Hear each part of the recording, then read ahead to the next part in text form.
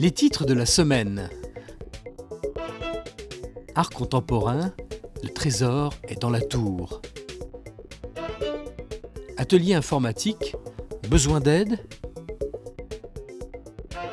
Conte musical, Blanche-Neige au miroir. Je vais vous proposer de découvrir cet espace du premier étage, qui est un espace dédié à des accrochages temporaires de la collection. Une collection d'art contemporain au milieu des bureaux et des salles de réunion. Bienvenue au siège social de la Société Générale à La Défense. La tour granite abrite depuis 20 ans les œuvres d'artistes émergents ou confirmés comme Soulage et Zaouvuki. Une visite insolite initiée par l'Office de tourisme de Nanterre. Là, ça n'est pas une toile, c'est une lithographie, mais il faut imaginer en fait une très longue série, une sorte de généalogie infinie comme ça de ces portraits de famille. Et la série dans son entier s'appelle Bloodline, donc la ligne de sang, qui est cette petite, le lien du sang, voilà, ce petit fil rouge en fait. Voilà. Et il a pris cette photo-là où? Sur le camp de Clementina au Kosovo. À l'occasion de l'exposition Dissonance, le mécène a demandé au violoniste David Grimal de sélectionner une vingtaine d'œuvres et d'y associer un grand nom de la musique classique. Le parcours relie ainsi les deux axes du mécénat culturel de la banque.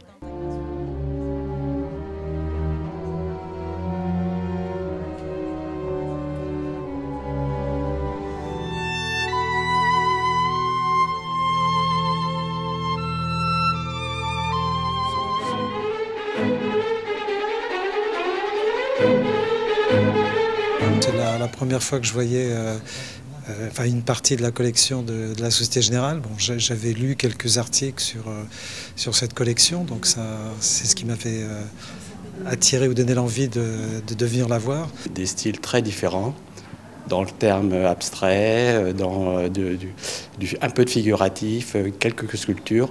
Donc on trouve un peu de tout dans cette collection qui est vraiment très surprenante. Si l'expérience vous tente, rendez-vous tous les premiers mardis du mois de 12h à 13h. Les visites sont gratuites et guidées après inscription en ligne.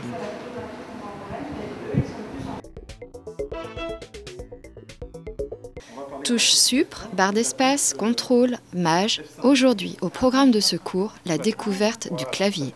Le but aujourd'hui, c'est de vous montrer comment utiliser le clavier. Pour pouvoir voir comment fonctionne le clavier, on a besoin de le faire à partir d'un logiciel de traitement de texte. Mise en place depuis 2009 à l'Agora, ces initiations proposées aux grands débutants remportent toujours autant de succès. Sous forme de 3 cours de 2 heures, ce module de sensibilisation à l'informatique est accessible gratuitement sur inscription chaque premier vendredi de chaque mois, dans la limite des places disponibles. Ces initiations ont lieu en fait une fois par mois, avec 2 modules bien spécifiques, découverte de l'ordinateur et découverte d'Internet. Le module qui s'appelle découverte de l'ordinateur, c'est pour apprendre les bases, comment utiliser le clavier, la souris, découvrir l'environnement de Windows, comprendre en quoi consistent les périphériques d'entrée et de sortie. À la fin de ce cycle de formation, la semaine d'après, il y a un deuxième module qui est proposé sur découverte d'Internet. Donc pour montrer aux gens c'est quoi Internet, comment aller sur Internet, comment se servir des annuaires et des moteurs de recherche, et un peu plus tard, voir l'utilisation des mails, parce qu'on a une forte demande dans ce sens-là. Comment envoyer un mail simple et comment envoyer un mail avec une pièce jointe, par exemple. Que ce soit dans le cadre d'une recherche d'emploi ou d'un projet personnel, cet atelier s'adresse aussi bien aux personnes qui n'ont jamais pratiqué qu'à celles ayant juste besoin d'une petite remise à niveau. Je me sens à l'aise. Monsieur Joe, c'est ça, non? Il explique bien. Et il a beaucoup de patience et donc nous avons le temps de bien comprendre et prendre le temps de se former. On ne peut pas s'en passer aujourd'hui, quoi. Donc même à la retraite depuis un certain temps, il faut s'y mettre. Mais ce qui est bien, c'est qu'on peut venir s'entraîner ici gratuitement, ça c'est bien aussi. C'est très bien parce qu'on peut s'entraîner et aussi éventuellement si on est un peu en panne, on vient voir, il y a quelqu'un qui vient nous dépanner, quoi. Ça c'est bien. Là c'est plutôt bureautique et mais ça me convient parfaitement et je vais me renseigner en fait s'il y a d'autres cursus de formation plus spécialisés pour tout ce qui est réalisation de montage image ou audio. Et voilà. Cet atelier vous intéresse? Alors n'hésitez pas à pousser les portes de l'Agora pour vous renseigner sur les ateliers thématiques et les initiations collectives. Les inscriptions se font sur place au 20 rue de Stalingrad. En soutien avec l'association Asuka, Blanche-Neige au miroir, un spectacle pour enfants se jouera le samedi 20 février à la salle des fêtes. Une création originale qui présente le célèbre conte des frères Grimm dans un univers musical étonnant.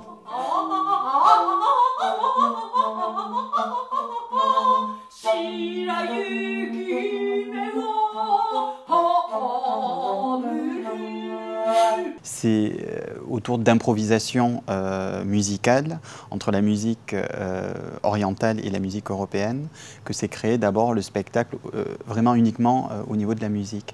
Et c'est après coup qu'a été intégré le conte de Blanche-Neige parce qu'il y avait la thématique du miroir qui était très importante dedans. On est parti sur les deux personnages centraux de la reine qui est symbolisée par la musique orientale et ensuite Blanche-Neige avec la musique européenne.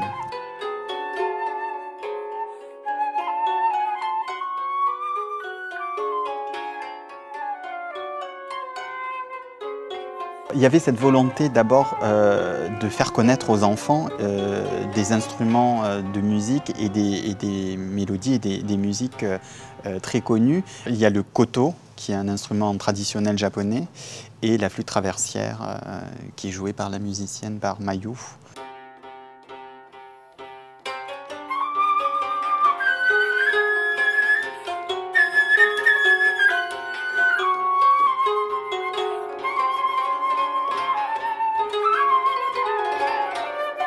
Il y avait cette volonté vraiment de créer un spectacle peut-être à 95% musical et de développer un petit peu leur imaginaire à partir de la musique. Au début du spectacle, Blanche-Neige s'amuse beaucoup, elle est dans le jeu, elle joue à cache-cache avec des personnages qu'elle imagine, qu'elle recrée, et petit à petit elle rentre en confrontation avec la reine.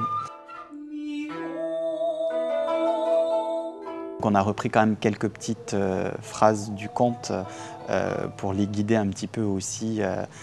Voilà. Ils sont souvent très surpris de la fin, ils découvrent un nouveau spectacle puisqu'on s'écarte considérablement quand même du conte en lui-même. Site remarquable. La ville de Nanterre a identifié des bâtiments remarquables qu'elle souhaite valoriser et protéger. Vous pouvez retrouver l'ensemble de ces bâtiments sur la plateforme dédiée en tapant « Les sites remarquables de Nanterre » dans le moteur de recherche. Court-métrage.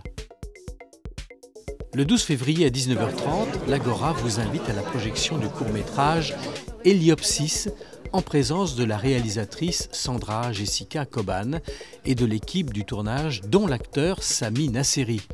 Entrée libre. Handball.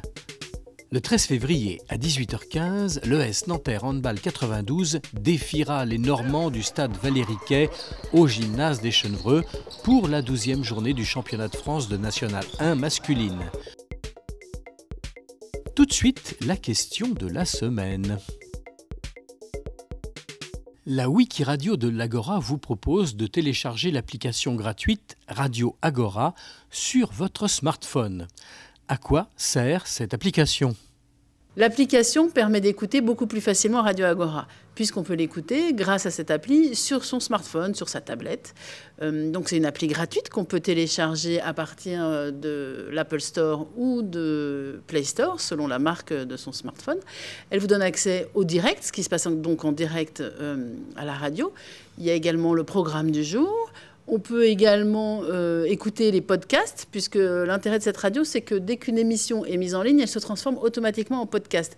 Et grâce à l'appli, on peut partager très facilement ces podcasts sur les réseaux sociaux, sur Facebook, sur Twitter et sur tout ce que vous voulez presque.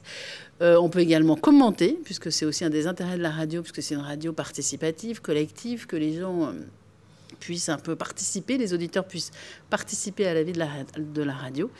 Et puis, on peut également recevoir des alertes quand on a une émission préférée, pouvoir être averti de sa prochaine émission.